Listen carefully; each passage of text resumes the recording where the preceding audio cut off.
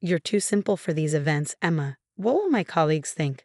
Marcus's words hit me like a slap across the face as I stood in our bedroom, the navy blue dress I'd bought specially for his promotion party still in my hands. What do you mean too simple? I asked, though I already knew. After 15 years of marriage, I had become fluent in Marcus's particular brand of criticism. He sighed, adjusting his designer tie in the mirror. Look, you work as a night cleaner. My colleagues' wives are lawyers, doctors, executives. I can't have you there talking about mops and vacuum cleaners. This promotion is too important. I carefully laid the dress on our bed, smoothing out invisible wrinkles. The price tag was still attached. 3 months of careful saving from my cleaning job at his company's office building. I thought you'd be proud to have your wife there supporting you. Marcus turned, his expression a mixture of condescension and impatience. Support me by staying home. I'll tell everyone you're sick. He checked his Rolex, another recent purchase, as he climbed the corporate ladder. I need to go. Don't wait up. The front door closed with a decisive click, leaving me alone with the dress I'd never wear and the bitter taste of humiliation. I sank onto the bed, my fingers tracing the delicate beating I thought would help me fit in with Marcus's crowd. 15 years. 15 years of supporting him through night school, taking on extra cleaning shifts to help pay for his MBA, ironing his shirts just the way he liked them. When had I become something to be ashamed of? The apartment felt suffocating. I grabbed my keys and work uniform. Might as well head to work early. The familiar routine of preparing the cleaning cart would help clear my head. The office building was quiet at this hour, most employees having left for the day. A few stragglers remained, burning the midnight oil. I nodded politely as I passed, invisible as always in my gray uniform. As I worked my way through the executive floor, I could hear music and laughter from the conference room where Marcus' promotion party was being held. Through the glass walls, I caught glimpses of elegant women in designer dresses, men in expensive suits. Marcus was in his element, champagne glass in hand, laughing at something the CEO had said. I quickly turned away, focusing on emptying trash bins and wiping down surfaces. This was my world now, the quiet hours when the important people had gone home. "Excuse me?" A gentle voice made me jump. I turned to find Patricia Moore, the CEO's wife, watching me with kind eyes.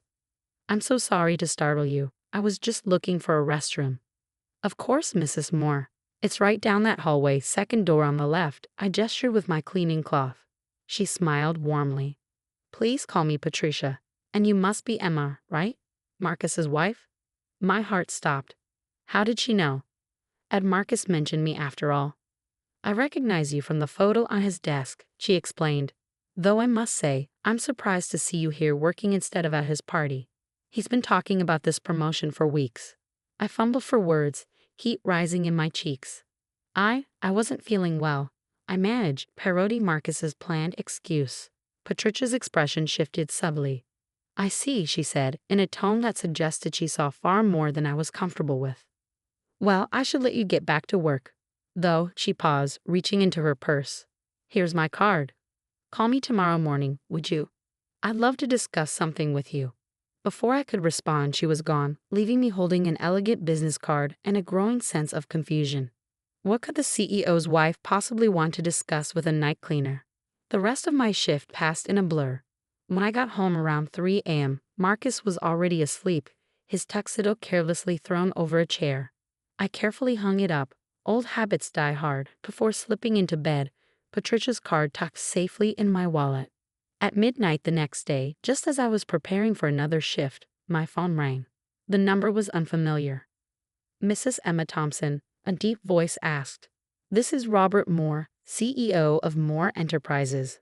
I apologize for the late call, but I was hoping we could discuss something rather important about your future with our company." I gripped the phone tighter, my mind racing. What had I done wrong? Was I about to lose my cleaning job too? "Of course, Mr. Moore," I managed to say, trying to keep my voice steady. "Excellent. My wife, Patricia, spoke very highly of you, and after reviewing your night school transcripts and certification in business administration, which you very modestly never mentioned, I believe we have a position that would be perfect for you." Night school. The classes I've been taking quietly over the past 5 years, paid for with extra cleaning shifts, while Marcus worked late. Classes I'd never mentioned because he was too busy climbing his own ladder to notice mine. What position? I asked, barely breathing. Operations manager for our new sustainable practices division. Patricia tells me you've implemented several cost-saving efficiency measures in the cleaning department that have reduced our environmental impact significantly. That's exactly the kind of innovative thinking we need. I sat down hard on the edge of the bed, my legs suddenly weak. The recycling program, the eco-friendly cleaning solutions, the water conservation methods, all my little projects I'd worked on between cleaning floors and emptying trash bins. The salary is, of course, substantially more than your current position. Mr. Moore continued. We can discuss details tomorrow in my office, say 9 a.m. Yes, I heard myself say. Thank you, Mr. Moore. I'll be there. As I hung up, I noticed a text from Marcus. Working late again. Don't wait up. I smiled, thinking of his face when he discovered his simple wife would now be a fellow executive. Sometimes the best revenge isn't confrontation, it's quiet competence finally being recognized. I arrived at Moore Enterprises the next morning wearing my navy blue dress, the one Marcus had deemed too simple for his party. My hands trembled slightly as I pressed the executive floor button, a stark contrast to my usual nighttime cleaning rounds. Patricia was waiting by the elevator. Emma, right on time, she said with a smile, extending her hand. Robert is looking forward to discussing your ideas about expanding the sustainability program company-wide. As we walked toward the CEO's office, we passed Marcus's new corner office.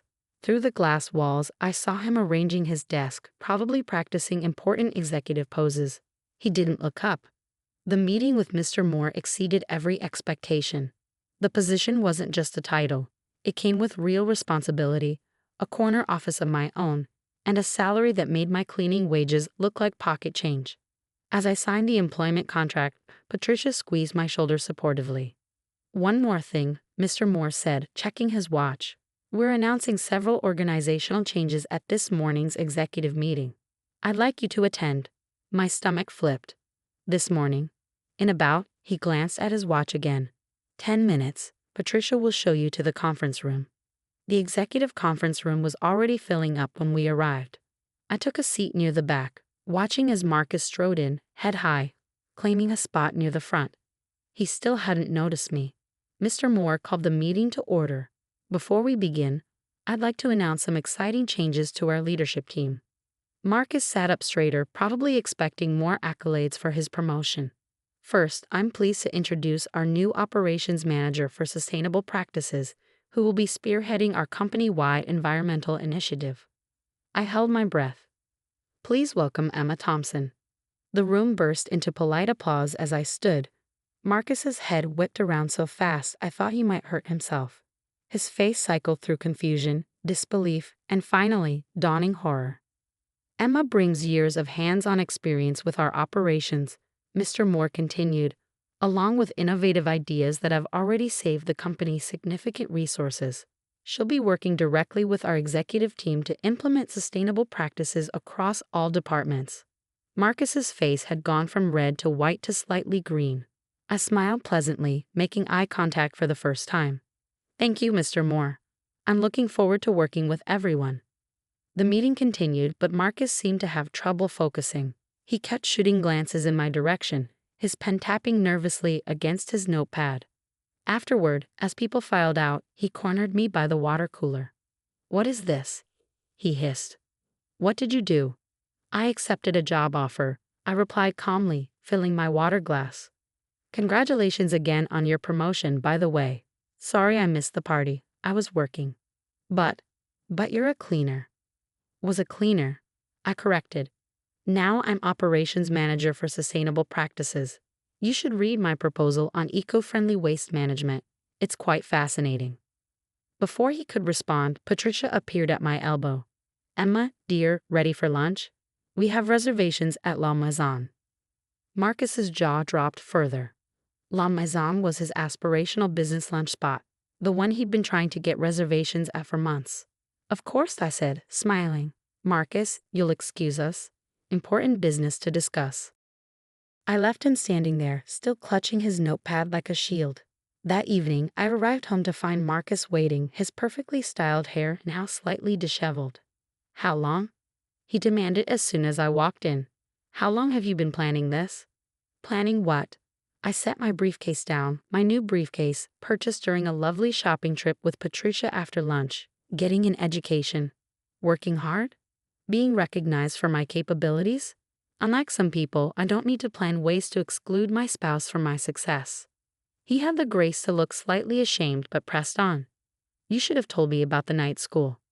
Like you told me about uninviting me to your party. I countered. Or was I supposed to bring it up during one of your many late nights at the office? That's different, he protested. I was building my career. And what exactly do you think I was doing? I walked to our bedroom and began changing out of my work clothes. The difference is, I didn't build my career by stepping on others or hiding my spouse away like a shameful secret. I never, he started, then stopped. I was trying to protect you. No, I turned to face him. You were trying to protect yourself, your image, your ego. Well, congratulations. Now you can probably tell your colleagues that your wife is an executive. Isn't that what you always wanted? The irony seemed to hit him then, and he sank onto the bed. Emma, I'm sorry. I never meant. Never meant what? To make me feel small. To dismiss everything I've worked for. To treat me like an embarrassment. I pulled out my night school diplomas from the drawer where I kept them hidden. I did this while cleaning offices at night, while you were at your business dinners and networking events. I did this despite you, not because of you. He reached for the diplomas, but I pulled him back. I have a meeting early tomorrow. I should get some sleep. Emma, please. Good night, Marcus. Don't wait up. As I turned out the light, I could almost hear the sound of his perfectly constructed world crumbling around him. Sometimes the best revenge isn't just success. It's success they never saw coming. The next few weeks at Moore Enterprises were filled with awkward encounters. Marcus seemed to have developed a supernatural ability to sense my presence, always finding urgent meetings to attend whenever I entered a room. His confidence, once bordering on arrogance, had deflated like a punctured balloon. My days, on the other hand, were filled with meetings, presentations, and meaningful work. Patricia became more than just a mentor. She became a friend, showing me the ropes of corporate leadership without ever making me feel like the former cleaner I once was. You know, she said one afternoon over coffee, Robert and I watched you for months. The way you implemented those cost-saving measures, how you managed the cleaning staff. We knew you were executive material long before Marcus's little party incident. I stirred my coffee thoughtfully. I still can't believe you recognized me from his desk photo. He took that down years ago.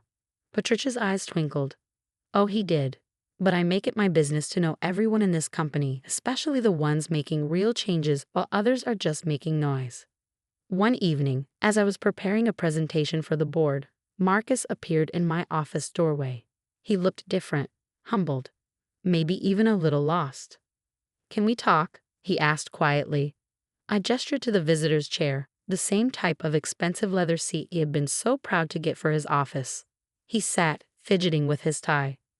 I found these, he said, pulling out a stack of papers, my old cleaning schedules marked with notes about efficiency improvements and cost-saving ideas. They were mixed in with my files. I never really looked at them before. You never really looked at a lot of things, Marcus. He winced. I know. I was so focused on climbing the ladder, on impressing everyone, that I didn't see what was right in front of me. He paused, struggling with words that clearly didn't come easily. You were never simple, Emma. I was the simple one. I set down my pen, studying the man I'd married 15 years ago. He looked older now, the weight of his mistakes evident in the lines around his eyes. Do you remember why I started cleaning at night? I asked. He shook his head. Because you said we needed extra money for your MBA. I took the job so you could focus on your studies. Then I kept it because I saw an opportunity to learn, to make things better, even if it was just creating more efficient cleaning routes or introducing environmentally friendly products. While I was showing off at parties and chasing promotions, he added quietly, yes, I didn't soften the blow. He needed to hear this. You became so obsessed with appearances that you forgot what really matters.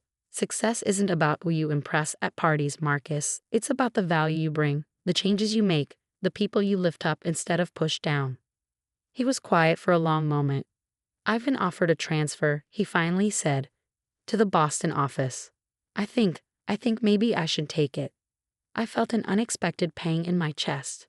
Despite everything, 15 years of marriage doesn't just evaporate. Is that what you want? I think it's what we need, he replied. You've built something amazing here, Emma. You deserve to shine without me casting shadows. 2 months later, I helped Marcus pack the last of his things. Our divorce was amicable, perhaps the first truly honest thing we'd done together in years. As he loaded the final box into his car, he turned to me. I got an invitation to the annual corporate gala, he said. I'm not going, but you should wear that blue dress. It was never simple. I was just too blind to see its elegance. I did wear the blue dress to the gala. Patricia insisted on accessorizing it with some borrowed jewelry that probably cost more than my old yearly cleaning salary. As I stood at the podium, accepting an award for the company's new Sustainable Practices program, I caught my reflection in the glass. I saw a woman who had built herself from the ground up, who had turned late nights and hidden dreams into something remarkable. The cleaning cart had been my first office, the empty halls my first boardroom, and every criticism and dismissal just another lesson in determination. After the gala, Patricia handed me an envelope. The Boston office needs help with their environmental program, she said with a meaningful look. Robert thinks you're the perfect person to oversee the expansion. I opened the envelope to find a proposal for a nationwide sustainability initiative, with me as the director. My eyes widened at the scope and the salary. What do you think? She asked, ready to show them how it's done. I smiled, thinking of Marcus in Boston, probably still learning the hard way that true success isn't about appearances. You know what? Let their current cleaning staff make proposals first. Sometimes the best ideas come from the people others overlook. Patricia laughed. And that's exactly why you're perfect for this job. As I drove home that night, I passed the office building where I used to clean. The night crew was arriving, badges and keys jangling, ready to do the invisible work that kept everything running. I thought about stopping, about telling them to keep dreaming, keep learning, keep proving everyone wrong. But I didn't need to. They would find their own paths, just as I had found mine. Success doesn't need an audience or approval. Sometimes it just needs a push broom, a dream, and the courage to keep going when others tell you to stay small. I parked in my usual spot next to the shiny executive sign with my name on it and smiled. Sometimes the best revenge isn't just proving them wrong, it's becoming so right that they can't help but see their own mistakes.